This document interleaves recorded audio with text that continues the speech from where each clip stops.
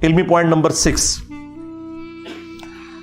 کافر کی جو ڈیفینیشن انہوں نے کی ہے وہ پارشلی تو درست ہے کہ جو ایتھیسٹ ہیں، جو منکرین خدا ہیں، وہ کافر ہیں، انکاری ہیں اللہ کی ذات کے، اور ہم ان کے لیے کفر کا لفظ استعمال کرتے ہیں. لیکن انہوں نے جو یہ بات کی کہ کافر صرف وہی ہوتا ہے جو اللہ کا انکار کر دے، یہ بات ان کی بالکل غلط ہے. اسلام میں ایسا نہیں ہے.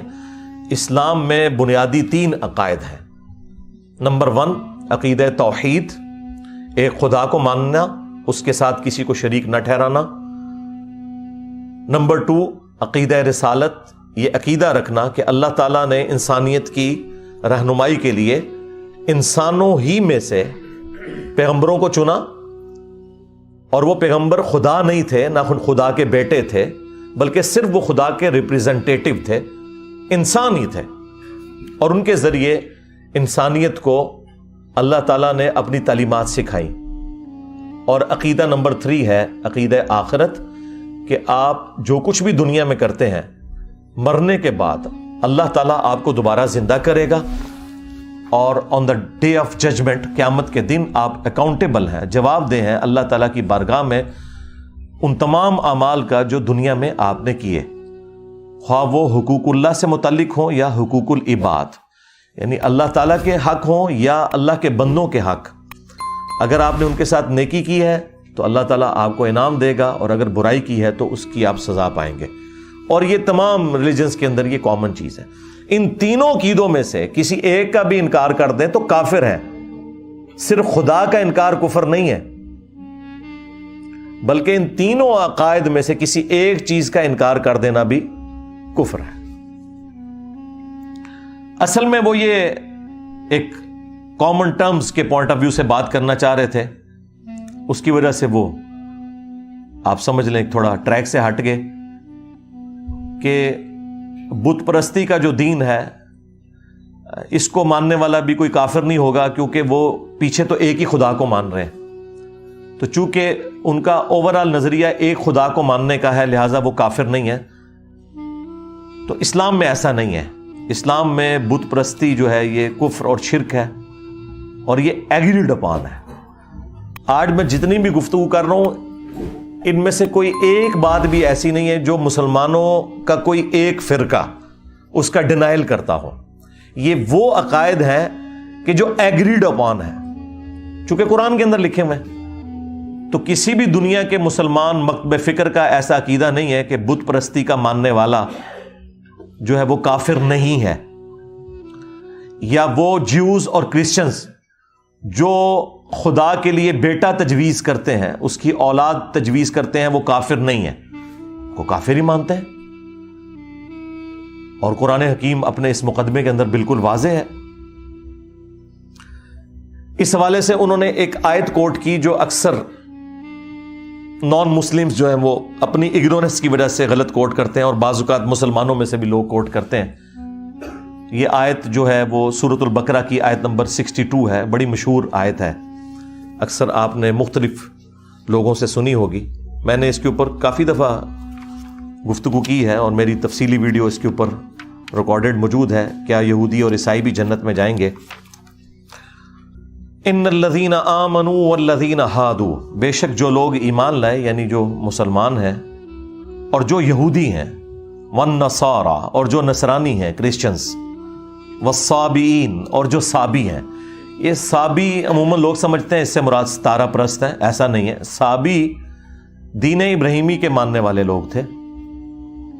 من آمن باللہ، ان میں سے جو بھی ایمان لے آئے اللہ پر، والیوم الآخر اور آخرت کے دن پر، وعمل صالحا اور نیک اعمال کرے، فلہم اجرہم عند ربہم، تو پھر ان سب لوگوں کے لیے ان کے رب کے حضور اجر ہے. ولا خوف علیہم ولا ہم یحزنون، اور قیامت کے دن نہ انہیں کوئی خوف ہوگا اور نہ کوئی غم لاحق ہوگا. یعنی یہ سب کے سب لوگ قیامت کے دن امن میں ہوں گے. اس آیت کو بعض لوگ آؤٹ آف کانٹیکسٹ کوٹ کرتے ہیں، اور وہ کہتے ہیں کہ دیکھیں اس میں تو اللہ تعالیٰ نے واضح کہہ دیا کہ خواہ مسلمان ہوں، یہودی ہوں، کرسچنز ہوں، صابی ہوں، اللہ پر اور آخرت پر ایمان لے آئیں، تو قیامت کے دن وہ کامیاب ہو جائیں گے اپنے نیک اعمال کے سبب. اس میں ایمان بالرسالت کا ذکر نہیں ہے, اور وہ اس سے یہ رزلٹ نکالنے کی کوشش کرتے ہیں کہ ایمان بالرسالت کوئی ضروری چیز نہیں, اللہ کو اور آخرت کو مان لیں تو آپ کامیاب ہو جائیں گے. اور اسی وجہ سے آپ کو پتا ہے کہ اکبر بادشاہ مغلوں کا, اب میرا خود بھی تعلق مغل خاندان سے ہے, اس کے باوجود میں سمجھتا ہوں کہ سب کانٹیننٹ میں جو دین کے اعتبار سے گمراہی کا دروازہ جس شخص نے کھولا وہ جلال الدین اکبر تھا. تو اس نے جو ایک کامن ریلیجن کا کانسیپٹ دیا وہ اسی بنیاد کے اوپر دیا کہ یہ ساری کی ساری تفریق انبیاء کے ناموں کے اوپر ہے, لہٰذا انبیاء کو بیچ میں سے نکال دیا جائے, نعوذ باللہ. تو پھر پوری دنیا ہیپی رہے گی, کیونکہ یہ ساری تفریق آتی ہی پیغمبروں کے نام کے اوپر ہے. مسلمان جو ہیں محمد رسول اللہ کو مانتے ہیں, اور یہودی جو ہیں وہ موسیٰ علیہ السلام کو مانتے ہیں, کرسچن جو ہیں وہ عیسیٰ علیہ السلام کو مانتے ہیں. تو اس کی وجہ سے پھر تفریق آ جاتی ہے. اگر خدا اور آخرت کا کانسیپٹ رکھا جائے تو وہ تو ہندوؤں میں موجود ہے, اور اچھے اعمال کیے جائیں وہ تمام ریلیجن کہتے ہیں, تو یہ سارے معاملات حل ہو جائیں گے. اور یہ آیت کوٹ کرتے ہیں, حالانکہ یہ آیت خود بول کے کہہ رہی ہے کہ آپ اس آیت کو بالکل آؤٹ آف کانٹیکسٹ پیش کر رہے ہیں, کیونکہ جب اس میں آ گیا کہ بے شک وہ لوگ جو ایمان لائے اور جو یہودی ہیں اور جو نصرانی ہیں. مجھے بتائیں یہودی کون ہوتا ہے؟ جو کسی پیغمبر کا ماننے والا ہوتا ہے یا پیغمبر کا نہیں ماننے والا ہوتا؟ پیغمبر کا ماننے والا ہوتا ہے. نصرانی کون ہوتا ہے؟ جو جیزس کرائسٹ کو ماننے والا ہے. تو اس کے اندر امپلائڈ ہے کہ اللہ تعالیٰ انبیاء کا ذکر کر رہا ہے جو ایمان لائے محمد رسول اللہ پر صلی اللہ علیہ وآلہ وسلم, یا موسیٰ علیہ السلام اور اسرائیلی پیغمبروں کے اوپر, یا عیسیٰ علیہ السلام کے اوپر, یا سابی جو دین ابراہیمی کی ایک بگڑی ہوئی شکل تھی ابراہیم علیہ السلام کے اوپر. تو انبیاء کا تو ذکر امپلائڈ ہے اس کے اندر. یہودی ہوتا ہی وہ ہے جو پیغمبروں کو مانے, کرسچن ہوتا ہی وہ ہے جو جیزس کرائسٹ کو مانے, لہذا ایمان بالرسالت تو اس میں موجود ہے. یہ آؤٹ آف کانٹیکسٹ آپ کوٹ نہیں کر سکتے. دوسری بات, یہ تمام ادیان کے ماننے والے لوگ یا ریلیجن کے ماننے والے لوگ اپنے اپنے زمانوں میں مسلمان ہی تھے. جیوز نے جب تک جیزس کرائسٹ کا انکار نہیں کیا تو وہ مسلمان تھے. ان تمام انبیاء کو ہم مانتے ہیں, ان کے اصحاب کو ہم مانتے ہیں, لیکن ونس جب جیزس کرائسٹ عیسیٰ ابن مریم کا انہوں نے انکار کیا تو وہ کافر ہو گئے. اگرچہ وہ باقی پیغمبروں کو مانتے تھے لیکن ایک پیغمبر کا انکار کر کے وہ کافر ہو گئے. کرسچنز بھی مسلمان ہی تھے لیکن جب انہوں نے محمد رسول اللہ صلی اللہ علیہ وآلہ وسلم کا انکار کیا تو کافر ہو گئے. قرآن کی روح سے جو کوئی بھی اللہ کا انکار کر دے وہ بھی کافر, کسی ایک پیغمبر کا بھی انکار کر دے وہ بھی کافر, اگرچہ وہ اللہ کو بھی مانتا ہو, سارے پیغمبروں کو مانتا ہو, کسی ایک پیغمبر کا بھی انکار کر دے وہ کافر. اور یہ قرآن میں لکھا ہوا ہے, وہ ہے پارہ نمبر 6 چیپٹر نمبر 4 سورۃ النساء آیت نمبر 150 سے 152.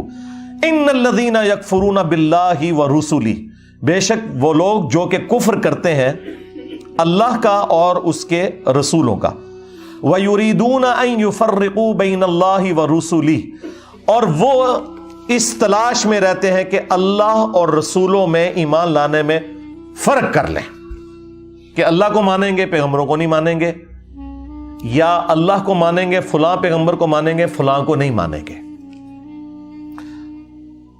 اور یہ میں تشریح جو کر رہا ہوں اس کے اندر لکھی ہوئی ہے, وَيُرِيدُونَ أَن يُفَرِّقُوا بَيْنَ اللَّهِ وَرُسُلِهِ, اور وہ چاہتے ہیں کہ اللہ اور رسولوں میں فرق کر دیں. وَيَقُولُونَ, اور کہتے ہیں, نُؤْمِنُ بِبَعْضٍ, کہ ہم بعض پہ تو ایمان لائیں گے, وَنَكْفُرُ بِبَعْضٍ, اور بعض کا کفر کر دیں گے. کفر کا مطلب ہی انکار ہوتا ہے. وَيُرِيدُونَ أَن يَتَّخِذُوا بَيْنَ ذَلِكَ سَبِيلًا, اور وہ اس تلاش میں رہتے ہیں کہ وہ درمیان کا راستہ نکال لیں. وہی دین الہی جو دین اکبری تھا کہ درمیان کا راستہ تلاش کر لیں, کہ پیغمبروں کو سائڈ پہ کر دیں. اب اللہ تعالیٰ کا ڈیوائن فتویٰ اس کے اوپر, اتنا گاڑا فتویٰ, اولئک ھم الکافرون حقا, ایسے لوگ کٹر کافر ہیں جو اللہ رسولوں میں فرق کر دیں یا رسول اور رسول میں فرق کرتے ہیں, کٹر کافر ہیں. وَأَعْتَدْنَا لِلْكَافِرِينَ عَذَابًا مُهِينًا, اور ایسے کافروں کے لیے ذلیل و خوار کر دینے والا عذاب اللہ نے تیار کر رکھا ہے۔ اب ساتھ ہی آ گیا سائملٹینیس کنٹراسٹ، جس میں فٹ ان صرف مسلمز بیٹھتے ہیں۔ والذین آمنوا باللہ، اور وہ لوگ جو کہ ایمان لاتے ہیں اللہ پر، ورسولی، اور اس کے رسولوں کے اوپر، ولم یفرقوا بین احد منہم، کسی ایک رسول کے معاملے میں بھی کوئی فرق نہیں کرتے، سب کے سب پیغمبروں کو وہ مانتے ہیں۔ اولئک سوف یؤتیہم اجورہم، یہ وہ لوگ ہیں جنہیں عنقریب اللہ تعالیٰ پورا پورا بدلہ دے گا ان کی اس نیکی کا۔ وَكَانَ اللَّهُ غَفُورًا رَحِيمًا، اور اللہ تعالیٰ بخشنے والا اور رحم فرمانے والا ہے۔ اب یہ جو آیات ہیں، آیت نمبر 150 سے 152 چیپٹر نمبر 4 سورۃ النساء کی، یہ واضح ثبوت ہے کہ کسی ایک پیغمبر کا انکار کرنے والا بھی کافر ہے۔ ہم مسلمانوں کے نزدیک جیزس کرائسٹ، عیسیٰ ابن مریم کا کفر کرنا، ان کا انکار کرنا بھی اتنا ہی بڑا کفر ہے جتنا محمد رسول اللہ کا انکار کرنا صلی اللہ علیہ وآلہ وسلم۔ لہذا کفر کی جو انہوں نے ڈیفینیشن کی وہ قرآن کے اعتبار سے درست نہیں تھی، یہ وہ کلیریفیکیشن تھی جو میں نے ضروری سمجھی۔